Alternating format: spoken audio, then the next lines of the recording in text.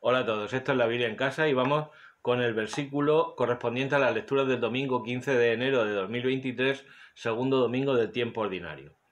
Al día siguiente, al ver Juan a Jesús que venía hacia él, exclamó: Este es el Cordero de Dios que quita el pecado del mundo.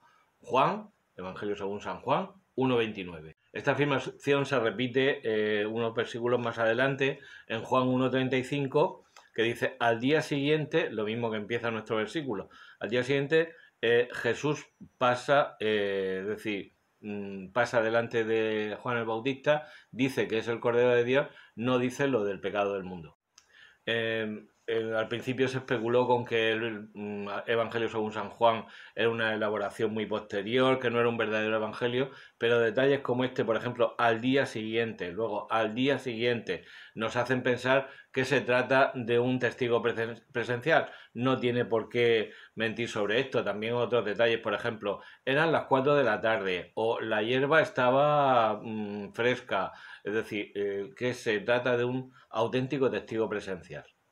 Lo que sí está claro es que parece que es un evangelio posterior, puesto que ya da por sabido el relato del bautismo y no lo cuenta tal y como lo cuentan los sinópticos con todo lujo de detalles. Vemos que Juan el Bautista en este versículo está conectando este bautismo de agua con el futuro bautismo de sangre, como ya hemos visto en más de una ocasión que hacen los evangelios. Ya sabemos que la sangre del cordero que estaba en las jambas de las casas de los israelitas en Egipto era la que les salvó del paso del ángel exterminador en la última de las plagas que Dios envió para la liberación de su pueblo. Y que todo esto es un tipos, es decir, en griego una figura un anticipo de lo que había de venir. Lo vemos lo prescrito en Levítico, aparece en Ezequiel. Y bueno, es muy significativo el capítulo 22 de Génesis, el sacrificio, o mejor dicho, el no sacrificio de Isaac en el monte Moria, Génesis 22:8, donde Abraham le dice a Isaac: Dios proveerá un cordero para el sacrificio. Y efectivamente, en Jesús, Dios provee ese cordero. Y esto fue entendido a lo largo del Nuevo Testamento, lo vemos, por toda la comunidad cristiana, ¿no?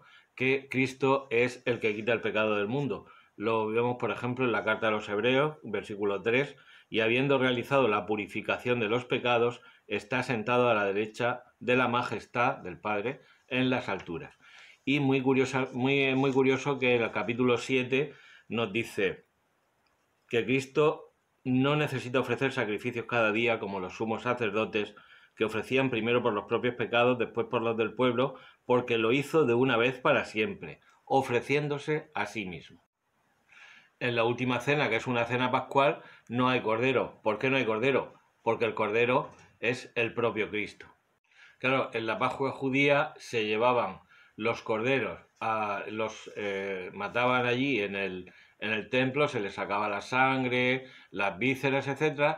Y luego eran llevados en una cruz a la casa para ser comidos.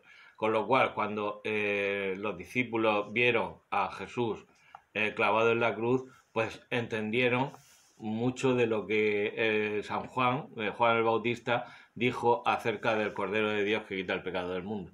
Y en cuanto a la expresión pecado del mundo, se ha discutido. Hay algunos autores que dicen que ese pecado del mundo es el no reconocer a Jesucristo como Rey y Señor, etcétera, etcétera. Pero parece ser que se refiere al pecado en general, es decir, a todos los pecados. Por ejemplo, en la primera de Juan, capítulo 2, versículo 2, nos dice: Él es víctima de propiciación por nuestros pecados, y no solo por los nuestros, sino también por los del mundo entero.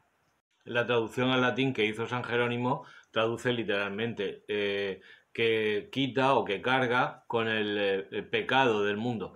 Pero en la liturgia, quizá por influencia del himno del Gloria, se dice Agnus Dei qui tollis peccata mundi, es decir, Cordero de Dios que tomas, que llevas, que cargas los pecados, pecata está en plural, los pecados del mundo. Bueno, en la descripción te dejo muchas cosas interesantes sobre este versículo, así que ya sabes, que la Biblia te acompañe.